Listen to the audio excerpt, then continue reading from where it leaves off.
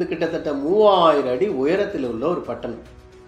இந்த எருசலேம் என்பது மலைகளால் சூழப்பட்ட ஒரு பட்டணம், சமாதானத்தின் நகரம், பரிசுத்தத்தின் நகரம். எருசலேமுக்கும் எரிகோவுக்கும் கிட்டத்தட்ட 38 கிலோமீட்டருக்கும் அதிகம். இப்படி ஒரு மனுஷன் எருசலேமிலிருந்து எரிகோவை நோக்கி கீழே இறங்கி வருகிறான். ஆவிக்குரிய கண்களிலே பார்த்தோமே ஆனால் ஒரு மனுஷன் பரிசுத்தத்திலிருந்து பாவத்திலே வருகிறான்.